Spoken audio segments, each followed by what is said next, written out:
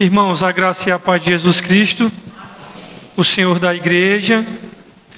Irmãos, sexta-feira nós teremos culto das mulheres aqui, só as mulheres. Então você, mulher, independente de sua faixa etária, seja adolescente, jovem, senhora, não importa, venha para o culto das mulheres, que será realizado sexta-feira, dia 2, às 19h30. Então você, mulher, não só venha, mas chama uma amiga sua do trabalho, uma vizinha. Nós olhamos aqui ontem, no culto dos jovens, que o bom amigo é aquele que nos leva para perto de Jesus. Então seja um bom amigo, irmã. Seja uma boa amiga. Leve as pessoas para próximo de Jesus. Queridos, hoje nós vamos começar, melhor dizendo, uma série em 1 de Pedro. Uma série expositiva. É assim que nós costumamos trabalhar. Vocês que estão chegando agora na Missão Boas Novas, eu quero dizer que nós temos por hábito pegar um livro inteiro da Bíblia e meditar naquele livro, versículo por versículo. Então nós vamos começar hoje uma série em 1 de Pedro, o título nós demos de Peregrinos, e vocês vão saber por que é isso. E a gente vai começar, irmãos, e não importa quantos sermões sejam necessários, quantos meses, nós vamos passar um longo tempo meditando em 1 de Pedro. E o que é que a gente vai fazer hoje? Hoje nós vamos fazer uma introdução à carta. Hoje nós vamos, na verdade, fazer um voo panorâmico na carta de Pedro. Nós vamos fazer uma espécie de sobrevoo. Imagina um helicóptero, um avião, voando na Mata Atlântica, na Amazonas ali. Então ele tem uma visão ampla daquela mata assim. É isso que nós vamos fazer hoje. Vamos fazer esse voo panorâmico. A partir de semana que vem, a gente já não faz mais o voo panorâmico. A gente vai entrar dentro da mata e pegar as texturas das folhas, da madeira, tocar nelas, ver as aves, ver tudo. Mas hoje é um voo panorâmico, fazendo uma introdução na carta de Pedro. E a introdução na carta, obrigatoriamente nós vamos ter que passar por aquelas perguntas básicas das regras da hermenêutica. A hermenêutica é a ciência da interpretação. Então, perguntas básicas do ABC, que é quem escreveu, para quem escreveu, qual era o conteúdo e outras demais coisas nós vamos olhar nesta noite. Capítulo 1, versículo 1. Está dito o que, irmãos? Começa como aí? Capítulo 1, versículo 1 de 1 de Pedro. Pronto. Pedro, apóstolo de Jesus Cristo. Aqui nós já temos a primeira coisa, o autor. O autor aqui, seu nome era Shimon ou Simão, quando ele se tornou um seguidor de Jesus Cristo. Ele fazia parte dos círculos internos dos 12 discípulos de Jesus Cristo. Quando Pedro, lá em Mateus 16, confessou que Jesus era o Cristo, que Jesus era o enviado de Deus, o Messias, a encarnação da divindade, então o seu nome mudou para Cefas ou Quefas. Essa mudança de nome de Pedro está lá em Mateus 16, quando Jesus ele vai para uma região lá de Israel, totalmente pagã, totalmente mística. E ele chega nesse ambiente e diz assim: olha, me diz uma coisa, quem dizem os homens ser o filho do homem? Ou seja, quem dizem os homens que eu sou? Aí cada um dos discípulos disseram: olha, uns estão dizendo que tu és Jeremias, outros estão dizendo que tu és João Batista, porque João Batista já tem morrido, É como se fosse uma transmigração do espírito de João Batista nele. Ou estão dizendo que tu és um dos profetas. Aí Jesus, obrigado, irmão. Aí Jesus disse assim: beleza, ótimo. Entendi aí o censo do IBGE que vocês trouxeram. Mas eu quero saber, para vocês aqui, só nós, vocês que estão andando comigo aqui, todos os dias e o dia todo, quem eu sou para vocês? Aí Pedro diz assim: olha, tu és o Cristo, o Filho do Deus vivo. Irmãos, Jesus olha para Pedro e diz: tu és um homem feliz, Pedro. Bem-aventurado, né? O termo lá no grego é Macarios. Tu és um homem feliz, Pedro. E ele não diz isso, ele diz assim: bem-aventurado és tu, Simão Bar-Jonas. Bar no hebraico, filho de Jonas. Bem, tu és um homem feliz, Simão, filho de Jonas. Por que ele diz isso? Filho de Jonas, Bar-Jonas. Porque Jesus está dizendo: olha, assim como tu é filho de Jonas, meu pai contou no teu ouvido de quem eu sou filho. Tu só sabe de quem eu sou filho porque meu pai te revelou. Realmente, eu sou filho do Deus vivo. Mas isso aí, e aí Jesus, para que Pedro não encha o peito, se ensoberbeça e fica achando que ele teve uma sacada que ninguém teve, Jesus disse: olha, não foi carne e sangue que te revelou. O que é que Jesus quer dizer com isso, carne e sangue? Não foi uma pesquisa no Google, na Wikipédia ou Wikipedia, que tu fizesse isso, nem no dicionário, e nem foi pelo teu muito pensar, e nem o teu muito lucubrar, e não foi um cálculo matemático, e nem uma análise filosófica que tu chegasse a essa conclusão. Foi meu Pai, que te revelou. Vocês sabem quem é a Igreja de Cristo? A Igreja de Cristo nada mais é de que as pessoas a quem o Pai contou a eles a verdadeira natureza de Jesus. Não foi você não, meu querido, com sua inteligência que chegou não. Foi o Pai que revelou a natureza de Jesus. O discipulado, ele já começa a partir dessa revelação que vem dos céus. E aí Jesus diz: olha, tu vai ser, o teu nome agora será chamado Cefas, ou Kefas, que em aramaico é pedra, lasquinha de pedra, pedregulho, que mais tarde foi traduzido para o grego como Petros ou Pedro.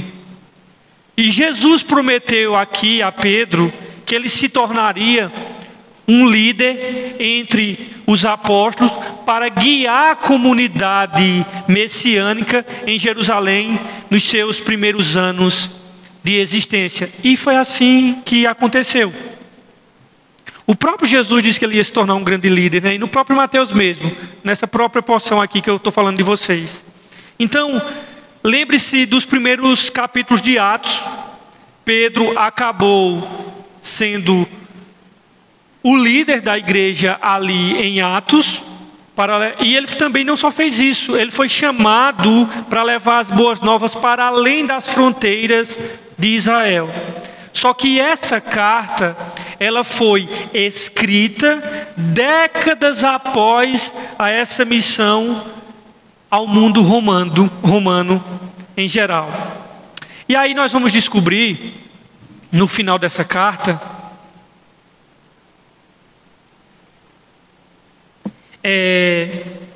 a localização onde Pedro escreveu. Nós estamos falando do autor, mas ele escreveu de onde? Ele vai dizer onde ele escreveu. Vai para o capítulo 5.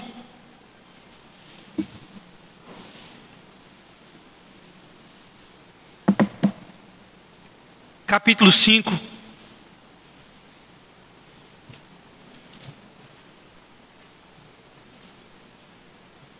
Versículo de número 12.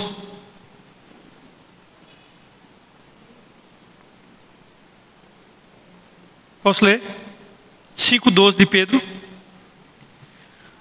Com a ajuda de Silvano, a quem considero irmão fiel, eu escrevi resumidamente, encorajando e testemunhando que esta é a verdadeira graça de Deus. Mantenham-se firmes na graça de Deus. Versículo 13. Aquela que está em Babilônia, também eleita, envia saudações, e também Marcos, meu filho. Aqui Pedro diz que está na Babilônia. Somos informados que é da Babilônia que Pedro escreveu. Então alguém vai dizer assim: meu Deus, que Babilônia é essa? A primeira coisa que eu quero deixar bem claro, que a Babilônia, lá de Daniel, lá de Nabucodonosor, tal, na época que Pedro escreveu isso, ela nem existia, viu, brother? Não existia. Então nem pense que Pedro está falando numa Babilônia lá, porque depois da Babilônia vieram o império Medo-Persas, que fizeram aquela aliança, devoraram eles, devoraram o império babilônico. Depois do império Medo-Persas veio o império grego, que devorou os Medo-Persas. E depois do império grego, quem derrotou eles, o grego, foi Roma. Então ele não está tratando da Babilônia lá do Antigo Testamento. A grande questão é saber a que Babilônia Pedro ele está se referindo aqui, se refere. Havia 3 Babilônias no contexto onde Pedro escreveu, todos 3 lugares, na verdade. A primeira era uma pequena cidade que ficava perto, numa região próxima, perto no Egito, onde ali havia localizado um grande exército romano. E ali havia uma comunidade de judeus e alguns cristãos e alguns cristãos ali, quando Pedro escreveu essa missiva. Lembrando que eu só estou dizendo o que havia, não estou dizendo que eu creio nisso não, tá? Eu só estou explicando, eu vou explicar as 3 lugares que tinham o nome de Babilônia, para depois dizer o que é que eu creio, mas eu só estou dizendo para vocês terem uma visão mais geral, né? A segunda Babilônia que tinha na época que Pedro escreveu essa carta, ficava no Oriente, junto ao rio Eufrates, e lá na Mesopotâmia. E também havia uma grande comunidade judaica ali, e certamente nessa época também havia alguns cristãos nesse local aí, que era também chamado de Babilônia. E a terceira Babilônia, que era chamada de Babilônia, na verdade, era Roma. E lá em Apocalipse, pelo menos umas 3 a 4 vezes, João, inspirado pelo Espírito Santo, ele chama o governo romano de Babilônia. Ou seja, ele pega o sistema corrupto e perverso de Roma, e o termo Babilônia, ele serve de arquétipo, de metáfora, de alegorias, para descrever o sistema corrupto de Roma. E na verdade, quando Pedro diz assim, eu estou escrevendo da Babilônia, ele estava escrevendo, era de Roma, irmãos. Era de Roma que ele escrevia. Então a Babilônia, a que Pedro está se referindo aqui, é Roma, e ele está fazendo isso por meio de códigos, em linguagem metafórica, para se referir a Roma, até porque ele estava sob o governo de Roma, e ameaçado, e prestes a morrer. E o próprio Pedro, que escreveu essa carta, quem matou ele foi Nero, e o crucificou de cabeça para baixo. O mesmo Nero que tocou fogo em Roma, e depois que surgiu a CPI do incêndio, ele disse, oxe, eu vou botar a culpa nos cristãos. E colocou, e Pedro foi o primeiro a morrer, e Nero matou, e ele morre de cabeça para baixo, crucificado. Então, aprendemos aqui então que Pedro está escrevendo, na verdade, quando ele usa aqui Babilônia, ele está utilizando aqui na realidade uma metáfora para se referir a Roma. E o interessante é que, se você perceber no capítulo 5, versículo 12, ele diz assim, com a ajuda de Silvano, ele escreveu essa carta. Então, irmãos, entenda bem, Pedro, ele escreveu essa carta, mas ele escreveu com a ajuda de Silvano, que era colega dele. Existe um elemento aqui, aqueles que estudam os manuscritos, eles chegaram até desconfiar. Será que foi Pedro que escreveu essa carta? Por quê? Porque o grego, a maneira estilística que foi escrita essa primeira carta de grego, dessa carta de Pedro, é alguém muito estudioso. E logo eles disseram, opa, Pedro não era tão letrado assim para escrever nessa retórica toda. Mas nós sabemos que quem ele ditou e quem escreveu foi, na verdade, Silvano, que era um colega de Pedro, que era uma pessoa, na verdade, muito estudiosa. E esse, irmãos, entenda bem, esse elemento de você pegar alguém, você ditar e esse alguém escrever a carta, era muito comum. Por exemplo, na carta aos Romanos, quem escreveu Romanos foi Técio, e Paulo que ditou. E Paulo mesmo diz isso, Técio que escreveu. E Paulo dava a rubrica no final. E em Pedro foi a mesma coisa. Silvano escreve e quem dita a carta foi Pedro. Uma pessoa, isso era a coisa mais comum no primeiro século.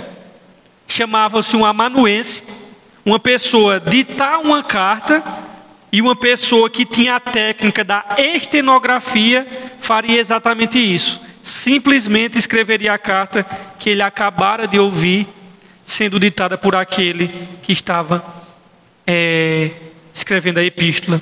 Então essa carta aqui de Pedro, ela foi uma carta enviada a várias comunidades eclesiásticas. Por exemplo, as cartas de Paulo, ela tinha uma direção específica para uma comunidade.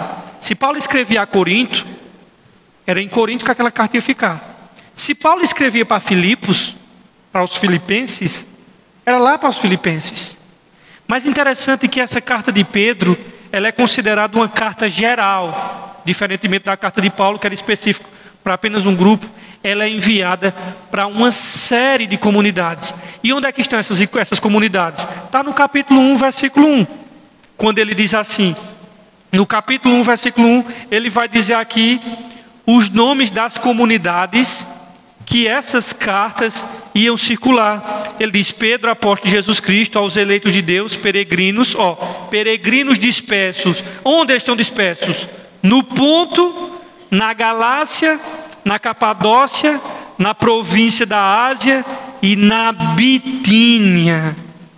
Então, irmãos, essa carta aqui, ela é endereçada a um grupo maiores de cristãos e espalhado por diversas regiões. E Pedro descobriu que esses irmãos, na maioria deles, eles não eram judeus. Por natureza, eles eram de nacionalidade gentílica. E o que é gentil? É aquele que não nasceu em Israel, aquele que não é judeu. Então qualquer pessoa que não seja judeu, ele é gentil. E o interessante disso é que essa carta, ela é endereçada a esse grupo de cristãos, esse espectro maior, e ele sai dizendo essas regiões. Então, Pedro vai e sabe que esses cristãos estavam sendo perseguidos, e Silvano apenas não escreve, mas Silvano também é o responsável por levar essa carta em todas essas comunidades e levar provavelmente nessa sequência aqui que ele diz, na Ásia, Bitínia, Capadócia, e tudo isso aqui, essa região, ela ficava na Turquia, irmãos. Quando ele fala aqui na Ásia, não é o continente asiático. Toda essa região que ele descreve aqui no versículo 1 se encontra na Turquia. Às vezes nós dizemos assim: eu queria conhecer Israel para conhecer as terras bíblicas. Mas entenda bem, se você quiser conhecer as terras bíblicas, Israel não vai abarcar todas as terras bíblicas, não. Turquia, Grécia e Roma cobre boa parte do Novo Testamento. As 7 cartas, por exemplo, a de Apocalipse, se você for para Israel, você não vai encontrar nenhum lugar ali. Tem que ir lá para a Turquia. Então, esses locais aqui, esses eram locais que hoje fica a Turquia. Então, Pedro escreve para esses irmãos porque esses irmãos estavam começando a ser perseguidos. Eles estavam enfrentando hostilidades e eles estavam sendo assediados pelos seus vizinhos gregos e romanos. E assim Pedro escreve essa carta para encorajá-los no meio do seu sofrimento. E isso ajuda a explicar o estilo da carta e os seus temas principais. Se tem uma tônica muito forte na carta de Pedro, ela é muito rica, e eu vou falar aqui no final quais são os principais assuntos delas. Mas uma das tônicas fortes dela é o sofrimento. E Pedro começa com uma saudação. Essa saudação vai dos versos 1 e versos 2, como vocês estão lendo. Depois dessa saudação, Pedro vai fazer um louvor, que nós chamamos em teologia de doxologia, que é verdades espirituais teológicas cantadas para Deus. E esse louvor vai dos versos 3 até o versículo de número 12. E nós temos aqui essa doxologia.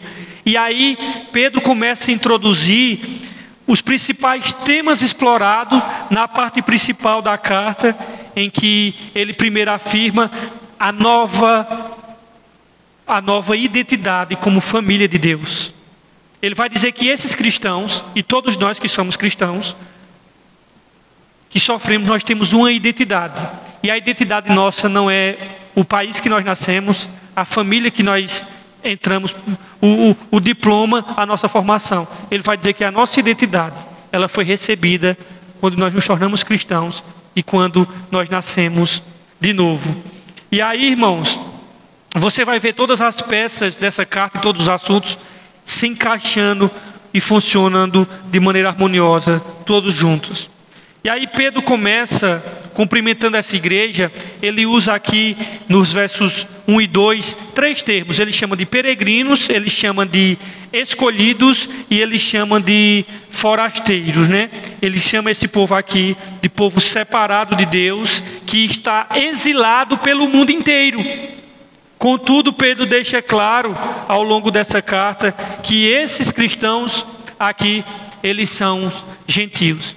Tinha alguns judeus, mas a maior parte dele era de gentios. E como nós sabemos que esses cristãos aqui, esses peregrinos aqui, eles eram de países que não eram de Israel, por conta de algumas coisas que Pedro fala. Por exemplo, capítulo 1, versículo 14. Veja o que é que Pedro diz. Capítulo 1, versículo 14. Ele diz assim: como filhos obedientes, 1,14. Como filhos obedientes, não se deixem amoldar pelos maus desejos que outrora, quando viviam na ignorância. Irmãos, me diga qual judeu de nascimento, todo sábado na sinagoga, vivia na ignorância? Não, ele tinha a Torá. Ele tinha a revelação especial de Deus, que era a Escritura. Então, quem era que vivia na ignorância de Deus? Não podia ser um judeu, porque ele tinha o conhecimento do Antigo Testamento.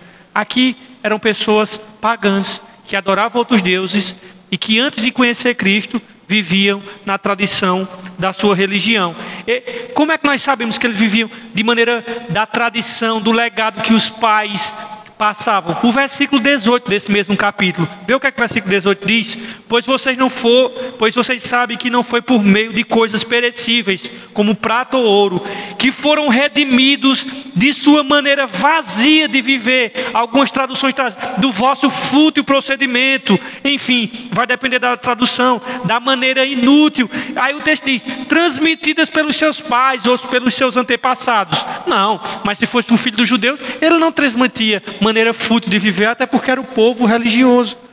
Então essa maneira fútil de viver que os pais vos legaram era de uma tradição pagã, de uma tradição cega.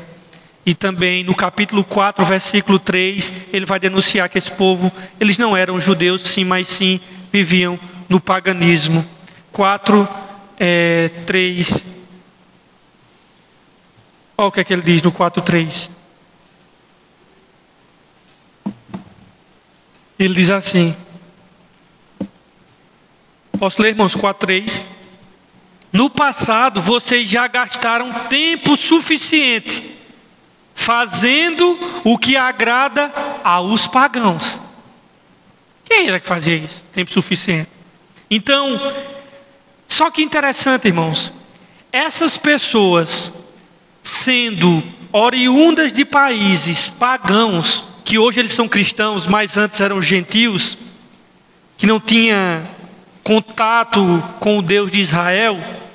Mas o que é curioso é que Pedro começa a descrever esses irmãos, cristãos, peregrinos aqui. Pedro começa a descrever eles com frases do Antigo Testamento que era aplicado ao povo de Israel. Pedro começa a dizer, olha, vocês são geração eleita. Vocês são sacerdócio real. Vocês são nação santa. Não sabe onde é que estava escrito isso? Lá em Levítico. Lá para o povo de Israel. E Pedro diz, olha, vocês são isso agora. Vocês são o verdadeiro povo de Deus.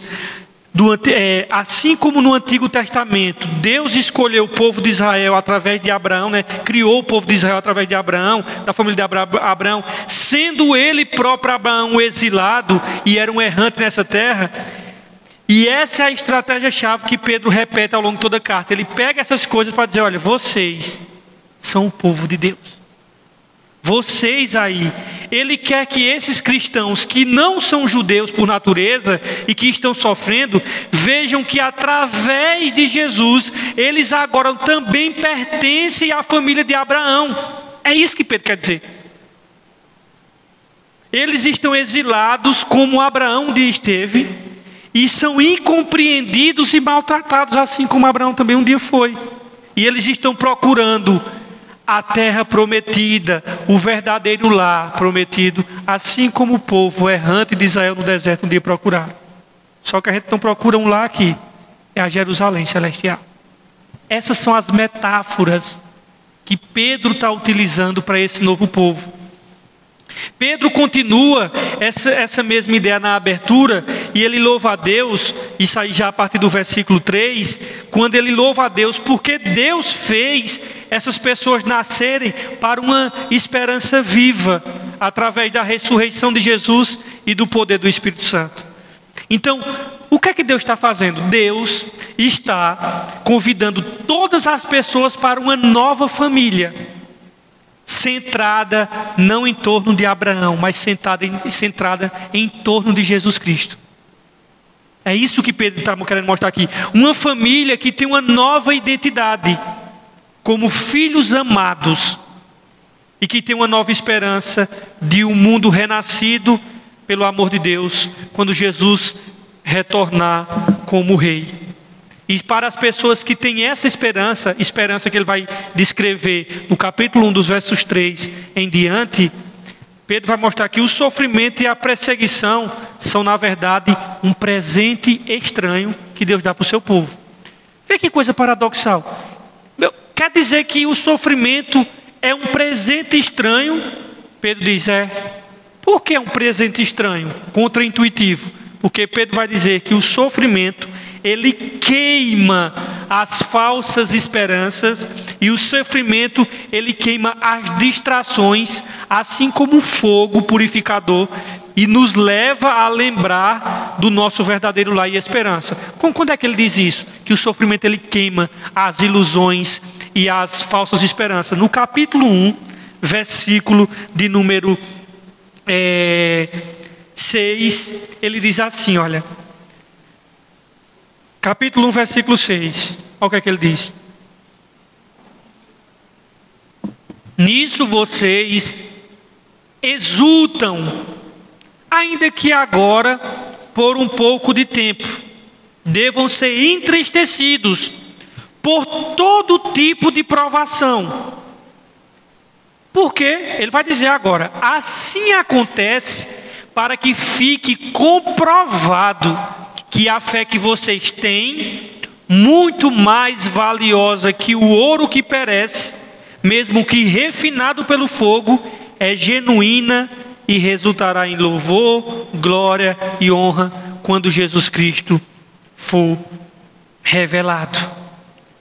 E assim Pedro está nos ensinando que, paradoxalmente, as dificuldades da vida realmente aprofundam a nossa fé. Por isso que ele diz no verso 7, assim que fique comprovado, para que a fé de vocês muito mais valiosa que o fogo. Então é a partir daqui que Pedro começa a passar para o corpo da carta. E interessante é que ele vai explorar todas essas ideias de perseguição, de sofrimento, de provação. Daqui para diante ele vai falar sobre isso com profundidade. Ele primeiro vai desenvolver o tema da nossa nova identidade familiar, que nós temos agora uma identidade baseada em um novo povo, e esse povo é criado a partir de Jesus, não é a partir da raça judaica. E aí ele pega imagens memoráveis do Antigo Testamento e da família de Israel e aplica para esses cristãos gentios. E assim como esses cristãos gentios deixaram, metaforicamente falando, eles deixaram o Egito, e são um povo que, na realidade, do novo êxodo, experimentaram o novo êxodo. E esses cristãos aqui, que deixaram o Egito, experimentaram o novo êxodo, que eles foram redimidos pelo sangue de um cordeiro muito maior do que o cordeiro pascal. Eles na realidade foram redimidos pelo sangue de Jesus, o último cordeiro pascual. Jesus, a nossa Páscoa. E aí Pedro vai dizer que essa palavra foi semeada dentro dos nossos corações, renovou as nossas mentes, e ele vai dizer que esse povo, que somos nós, e a quem ele escreve aqui, eles são o novo templo de Deus, a caminho de um novo futuro. Interessante aqui, Pedro vai dizer que eles são um templo de Deus, e a fundação é o próprio Jesus. Capítulo 2, versículo 1, e a partir do 4, ele vai dizer isso. 2:4 ele vai dizer isso. À medida que se aproximam dele, está falando de Jesus, a pedra viva, rejeitada pelos homens, mas escolhida por Deus e preciosa para ele, vocês também estão sendo utilizados como pedras vivas na edificação de uma casa espiritual, para serem sacerdócio santo, oferecendo sacrifícios espirituais aceitáveis a Deus por meio de Jesus. E aí ele vai dizer que nós somos pedras, né? Ele vai dizer isso. Interessante que nos versículo 9 ele usa metáforas lá do Antigo Testamento. Versículo 9 ele diz: vocês porém são geração eleita, sacerdócio real, nação santa, povo exclusivo de Deus. Para quê? Para anunciar as grandezas daquele que os chamou das trevas para a sua maravilhosa luz. No Antigo Testamento, o pagão que queria conhecer o Deus de Israel, ele tinha que sair do seu país e adorar a Deus lá em Israel. No Novo Testamento, Deus mudou a ordem e disse: não, ninguém vai a lugar nenhum. O meu povo é que vai sair pelo mundo pregando esse evangelho e anunciando o meu nome entre as nações. Enquanto lá a questão era centralizada e todos iam para lá para adorar a Deus, na nova aliança Deus diz: ninguém, meu povo vai ser espalhado, e eles é que vai sair propagando o santo evangelho. E agora, aplicando todas essas imagens incríveis do Antigo Testamento a esses cristãos gentios perseguidos, Pedro está colocando o seu sofrimento dentro de uma nova história, e isso vai levar para os próximos capítulos. Ele vai mostrar que a perseguição desses cristãos realmente pode levar a esclarecer a sua missão no mundo, para dar testemunho da misericórdia de Deus e entre as nações. Então Pedro, ele começa fazendo o que aqui? Se o contexto era de perseguição e todos eles estavam sob o governo de Roma, então Pedro começa encorajando eles a se submeterem ao domínio romano, mesmo que seja opressivo.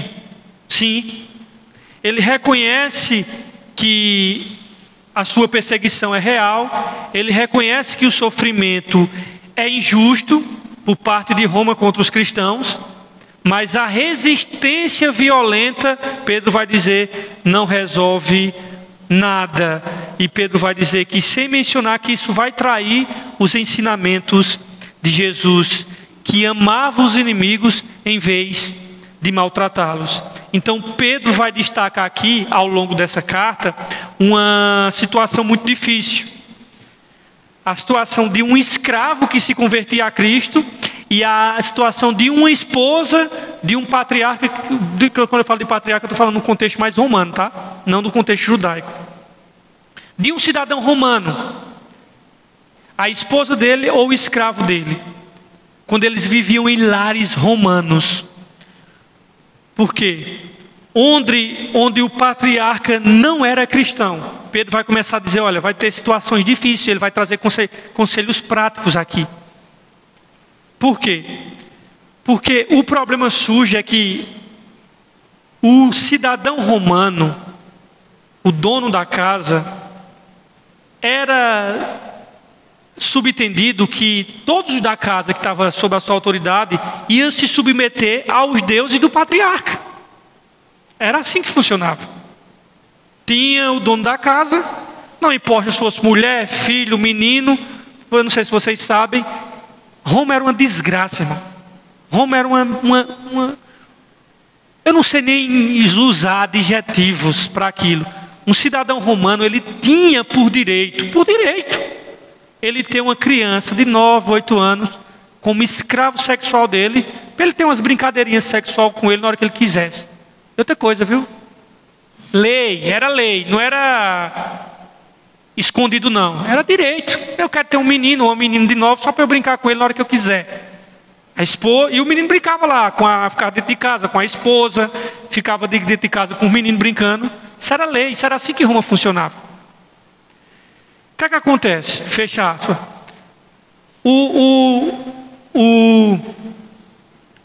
Quem estava sob o governo do dono da casa, era subentendido que ele ia adorar esses deuses dele. E Roma, ele não tinha problema se você adorasse outros deuses, desde que você prestasse culto a César. Prestando culto a César, meu irmão, você pode ficar com o seu Deus. E aí Pedro já sabia disso. E Pedro está ciente que a lealdade a Jesus reverberará em confusão. E fugir disso é negar Jesus, irmão. E Pedro diz, isso vai gerar suspeita. E Pedro diz, é verdade, todo cristão, incluindo escravos e esposa dos cidadãos romanos, Pedro diz, olha, vocês realmente foram libertados por Jesus. Vocês não são escravos mais de ninguém, mas vocês devem demonstrar essa liberdade não através da rebelião, mas resistindo ao mal como Jesus fez. É isso que ele vai ensinar na carta. Mostrando como Pedro vai dizer que a gente enfrenta isso. Ele vai dizer, mostrando amor e generosidade aos seus inimigos. E aí Pedro vai mostrar uma coisa, que em lares em que o marido também é cristão, aí ele vai mudar. Vê como Pedro é prático. Se tem um escravo que ele se converteu, ou uma esposa que se converteu a Cristo, vocês se comportam assim, já que o cidadão romano não é cristão. Mas e agora que o cidadão romano, o dono da casa, se converteu? Aí Pedro diz, vem cá meu caro, você é cristão, né? Tá vendo teu vizinho aí romano, como é que ele trata a esposa dele? Por quê, meu amigo? Olha, criança e mulher, no contexto de Roma, era ferramenta, meu irmão. Infância era só um detalhe, ninguém estava nem aí para criança. Criança e nada era a mesma coisa, mulher também. Pedro diz, vem cá, brother, tu é cristão agora, né? Vem cá, tu tá pensando que tu vai tratar tua esposa agora baseado na cultura romana? Olha, vem cá que eu te chamo aqui, tu não é cristão? Vou te dizer, teu Senhor não é César mais não, teu Senhor é Jesus. Tu vai começar agora a tratar a tua esposa com igualdade, vice. É assim, esse é o ponto. Porque Roma não dava esse direito, entendeu? Então Pedro, ele é muito dinâmico. Ele tem palavras para tudo. Ele tem palavra para jovens, para pastores. Ele tem palavra para casados. Ele tem palavra para casados cristãos. Ele tem palavra para cristãs que é casado com marido não cristãos. Enfim, é muito rica essa carta. E aí Pedro, ele está mostrando que agora as suas esposas devem ser tratadas totalmente diferentes dos vizinhos romanos e da cultura romana. Se caso o cidadão romano, ele for cristão.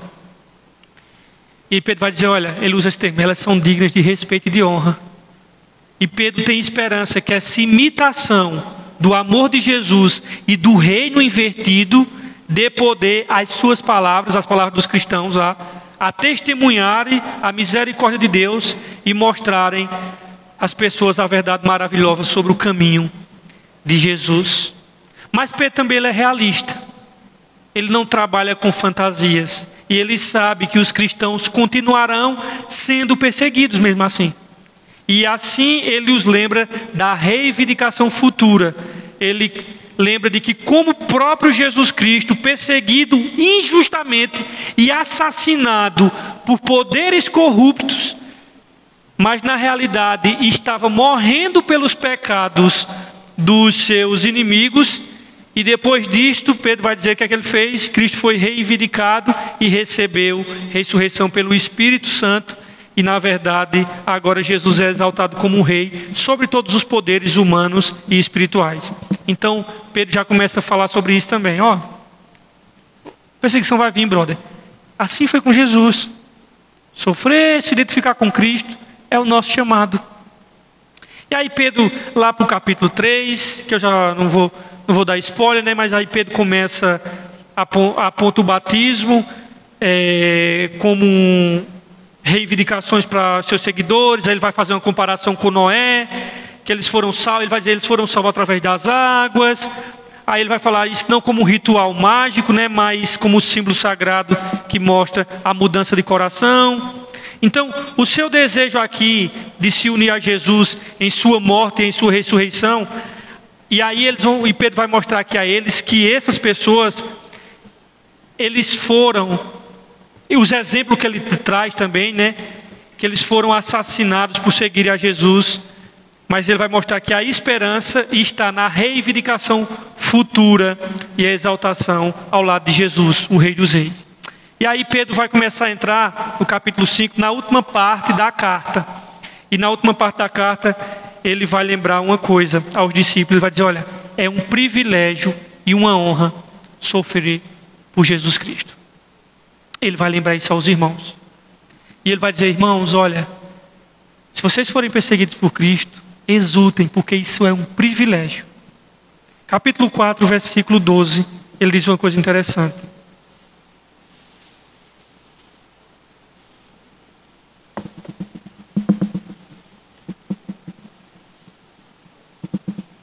Ele diz 4:12: Amados, não se surpreendam com o fogo que surge entre vocês para prová-los, como se algo estranho estivesse acontecendo. Mas alegrem-se à medida que participam dos sofrimentos de Cristo, para que também, quando a sua glória for revelada, vocês exultem com grande alegria. Se vocês são insultados por causa do nome de Cristo, felizes são vocês, pois o Espírito da glória, o Espírito de Deus, repousa sobre vocês. Isso é maravilhoso. Então, Pedro pede aqui não, né? Ele vai começar no capítulo 5, pede aos líderes da igreja que cuide dos cristãos sofredores. Cuide de que maneira? Mostrando o mesmo tipo de liderança servil que Cristo mostrou aos seus seguidores. E finalmente Pedro vai lembrar esses cristãos sobre o verdadeiro inimigo que eles estão enfrentando. Ele diz, olha, está vendo Roma, está vendo a política. Por trás de tudo isso, existe uma força espiritual. Todo mundo sabe disso, né? Aí no capítulo 5, ele vai falar isso. Capítulo 5, versículo 8. Estejam alertas e vigiem. O diabo, o inimigo de vocês, anda ao redor como leão, rugindo e procurando a quem possa devorar. Resistam-lhe, permanecendo firmes na fé, sabendo que os irmãos de vocês sabendo que os irmãos que vocês têm em todo o mundo estão passando pelos mesmos sofrimentos. E aí Pedro lembra esses cristãos que essa hostilidade que eles estão enfrentando, queridos, não é simplesmente cultural ou política. Existem forças obscuras do mal espiritual no comando que inspiram essa violência, esse ódio.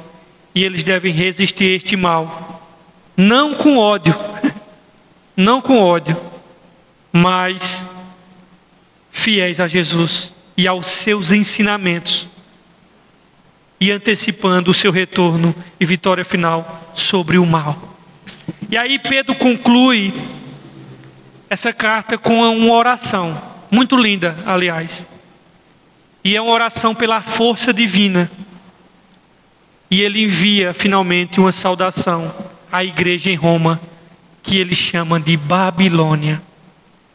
E eu acho muito legal esse método que Pedro está adotando, porque aqui ele está adotando a tradição dos profetas do Antigo Testamento, para quem o nome Babilônia tornou-se arquétipo para toda e qualquer nação corrupta. Toda nação corrupta, ela recebe esse nome de Babilônia. E Roma tornou-se a nova Babilônia. E o seu império é onde o povo de Deus agora está exilado do seu verdadeiro lar, na criação renovada. A primeira carta de Pedro, irmãos, ela é um poderoso lembrete da esperança cristã no meio do sofrimento. Desde o início, irmão, da criação, o povo de Deus, e eu estou pegando lá de Israel, porque no povo de Israel tinha o verdadeiro povo de Deus ali dentro. Nem todo judeu tinha fé mesmo de verdade, mas lá dentro tinha o povo de Deus.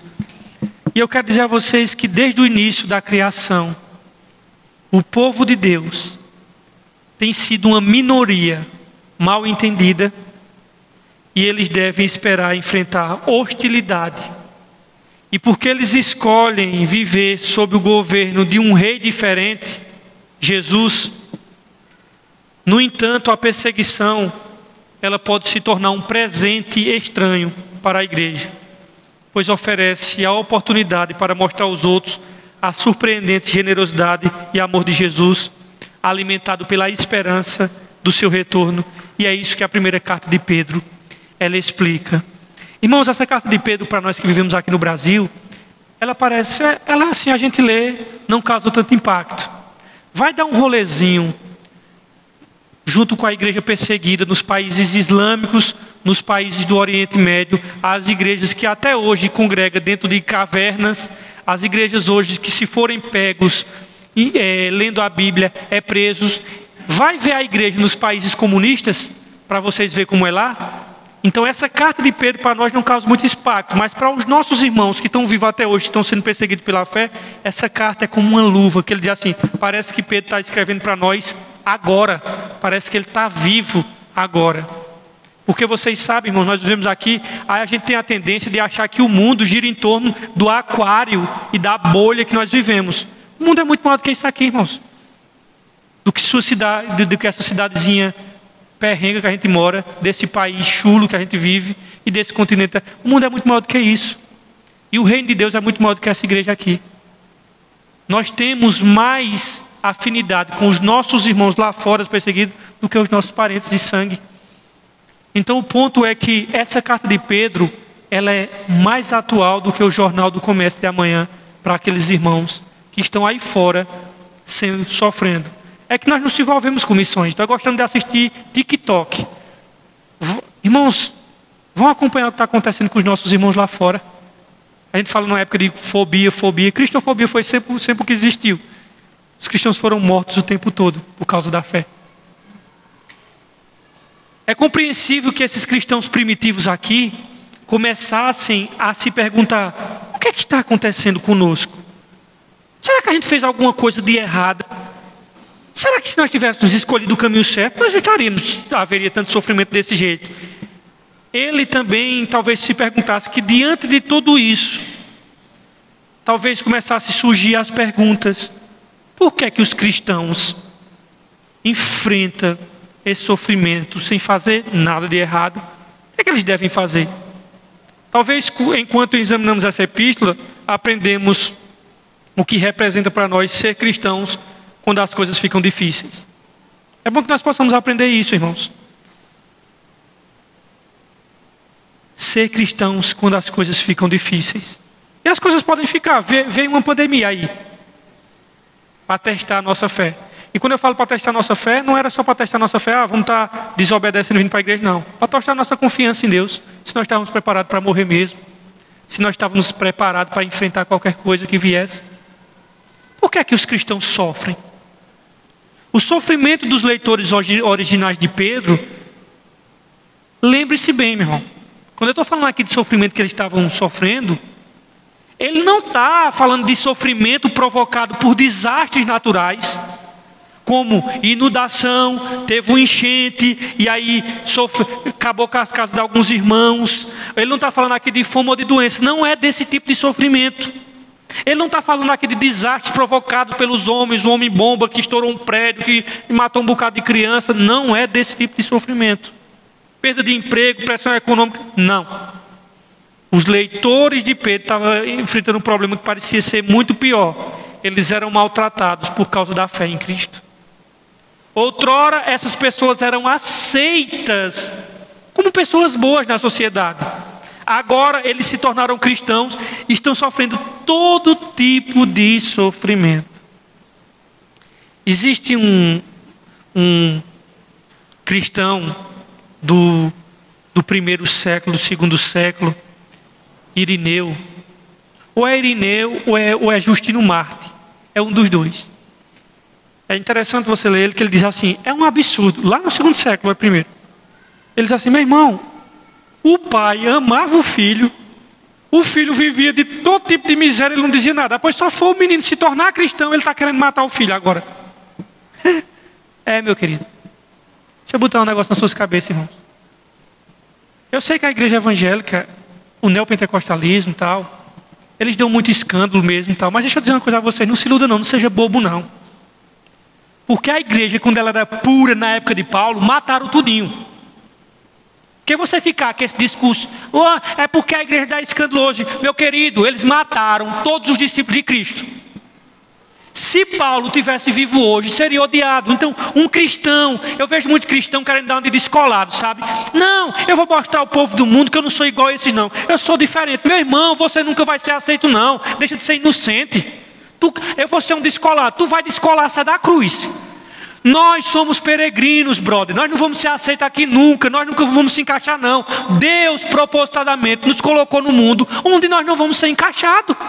Cara, deixa para os negros, deixa para os movimentos LGBT querer ser aceitos pela sociedade. Nós não. Nós não precisamos ser aceitos. Nós não precisamos lutar para ser aceitos pela sociedade, para se encaixar, para que a sociedade nos aceite. Nós não queremos isso. Nós somos peregrinos, brother. Nós somos forasteiros. Eu não estou nem aí para ser aceito e para dar uma... Não, deixa eu mostrar a vocês aqui da sociedade que eu sou um cristão diferente, sabe? Eu sou... Esses não, mas esses aqui atrasados, eu sou diferente. Vem cá. Brother, tu vai descolar da cruz. Deus nos fez peregrino. Não vai chegar um momento em que tu vai dizer assim, cara, eu quero me sentir à vontade no mundo. Cara, se tu está à vontade, checa a tua fé, brother. Eu passei um monte de anos trabalhando na prefeitura, eu sempre me senti deslocado, escutando da boca das pessoas, deles, tu é uma pessoa diferente, visto dos cristãos, tu é um cara cabeça. Eles que diziam que eu era um cara cabeça, por me ver lento no trabalho, e eu me sentia deslocado. Nunca recebi nome de religioso e fanático no trabalho, pelo contrário, da boca de espíritas, dizia, pode ouvir que ele é diferente, viu? E eu, ouvindo da boca deles, me sentia deslocado. Não vai chegar em nenhum ambiente, brother, que tu vai ficar confortável nesse mundo. Se tu é cristão, tu não vai. E nem queira ser, brother. Nem queira ser descolado e ser aceito. Deixa isso para os movimentos de minoria. Estamos fora disso. Somos peregrinos. Somos forasteiros. Nós nunca vamos ser bem aceitos. Mesmo que não existisse teologia da prosperidade, mesmo que tivéssemos 12 apóstolos aqui, nós seríamos rejeitados. Esse é o nosso chamado, brother. Não queira ser aceito pela sociedade, não. Deixe isso para outros grupos. Nós não. Nós somos errantes aqui. Nós somos peregrinos, meu irmão. Nós somos forasteiros. Esse mundo não é nosso e você nunca vai se encaixar nele.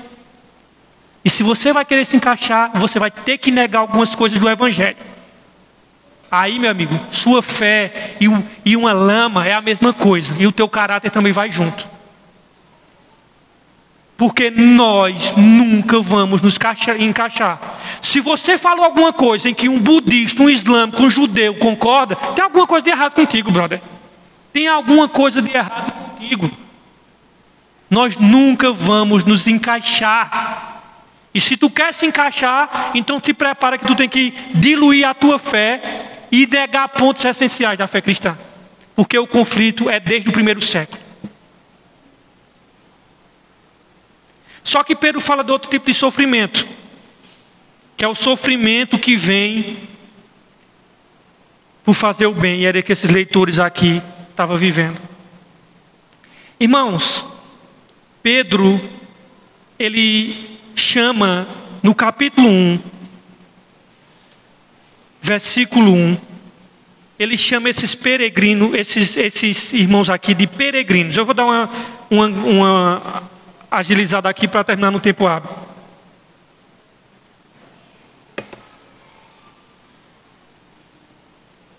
Ele diz assim, peregrinos, versículo 1. Pedro escreve esses forasteiros peregrinos aqui, no ponto da Galácia, tal, já expliquei que isso aqui é a Turquia. A palavra que Pedro usa no grego aqui, paparóicos, cujo significado é de exilados, essa palavra descreve o morador de um país estrangeiro. Um paróicos é alguém que está longe do seu lar, ele está numa terra estranha, e cujos pensamentos retornam à pátria, em terra estranha. A residência estrangeira chama-se paroikia, de onde vem nossa palavra, paróquia. A palavra paróquia vem desse termo aqui, paroikia. Os cristãos em qualquer lugar são um grupo de pessoas cujos olhos se voltam para a eternidade e cuja lealdade está mais além. Na verdade, olha que texto maravilhoso. Na verdade, nós não temos aqui cidade permanente, mas buscamos a cidade que há de vir. Está escrito lá em Hebreus 13. O mundo é uma ponte, e o homem sábio passará por essa ponte, mas não edificará sobre ela sua casa, pois o cristão verdadeiro, ele é um exilado da eternidade. E Pedro refere isso aqui no capítulo 1, versículo 1, como estrangeiro. Ele trata-se disso, não só aqui. A série que eu dei o nome Peregrinos, eu não dei o nome, não foi da minha cabeça não, irmãos. Foi estudando a carta de Pedro que apareceu várias vezes esse termo peregrino aparece. Aparece no versículo 1, depois o termo peregrino vai aparecer no versículo 17, quando ele diz assim, vê o que é que ele diz no versículo 17. Uma vez que vocês chamam Pai aquele que julga imparcialmente as obras de cada um, portem-se com temor durante a jornada terrena de vocês, a peregrinação de vocês. E o interessante vá lá para o capítulo 4, versículo 4, o que é que ele diz?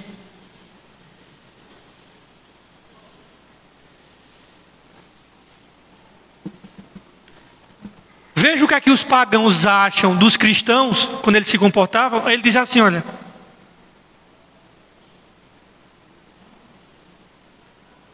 4:4, ele diz assim. Eles quem? Pagãos. Eles acham estranho que vocês não se lancem com eles nas mesmas torrentes de imoralidade e por isso os insultam. Ou seja, eles acham estranho esse tipo de comportamento. Esses cristãos foram chamados para ser um povo santo, diferentes. Vivemos em um lugar, irmãos, que por natureza nos é estranho. Ou seja, vê que coisa curiosa. Deus nos fez estrangeiros sem tirar a gente do nosso país, irmão. Foi a mesma coisa com eles aqui. Esses camaradas aqui nunca saíram de casa. Mas foi algo que Deus fez aqui e aqui. Ele nos fez estrangeiro dentro da nossa pátria, dentro do nosso estado, dentro da nossa família, sem a gente sair do lugar. Ele fez nós estranhos dentro do nosso próprio mundo, sem sair de nenhum lugar. Essas pessoas que ele chama de peregrinos não saíram. Eles não tinham saído de um país para outro. Mas a metáfora aqui é espiritual. Aconteceu algo que tudo mudou. Todos aqueles que encontraram o Evangelho de Jesus não podem se sentir à vontade nesse mundo, irmão. Nós fomos despaisados, tirados do país. E fomos empaisados, empatriados na cidade dos céus. Segundo a pátria celeste. E vivem agora esses peregrinos num mundo que nunca lhe será agradável. Não é estranho, querido, você de repente se descobrir com uma origem que não é do lugar que você veio? Poxa, eu tenho uma origem que não é do lugar que eu nasci, que não é de Caruaru. A razão pela qual você não cabe dentro desse mundo é porque você veio de outro mundo, amigo. A sua origem está em outro lugar, meu querido. Você é peregrino. Se você é salvo, você é peregrino. Esse estado é marcado pela peregrinação. Peregrinos e estrangeiros, por onde quer que você passe. Não importa se você um dia vai sair de Caruaru ou não. Qualquer lugar desse mundo, você será um peregrino. Eles não precisam sair de um lugar para o outro para serem peregrinos e estrangeiros. Deus fez isso na mente deles e no coração. Dá um exemplo aqui. Lembra de Moisés? Moisés, desde criancinha, foi criado na educação egípcia. Estava lá, vindo no rio. A filha de Faraó pegou ele. Ele aprendeu. Ele foi mais impactado pela cultura egípcia do que a judaica. Criado pela filha de Faraó. Nababescamente, na opulência, no Fausto.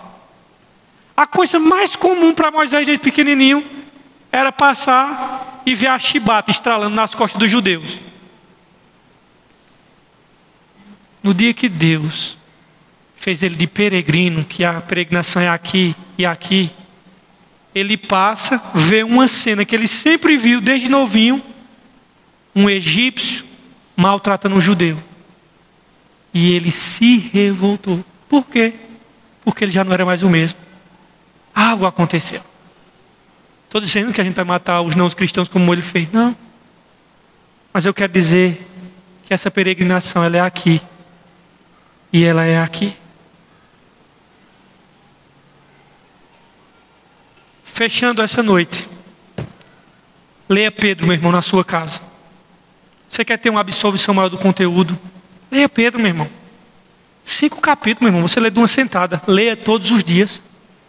Todos os dias você lê Pedro. Lê ela de umas 3 vezes a carta, só sem meditar, assim, só para ela entrar. Depois você vai notando.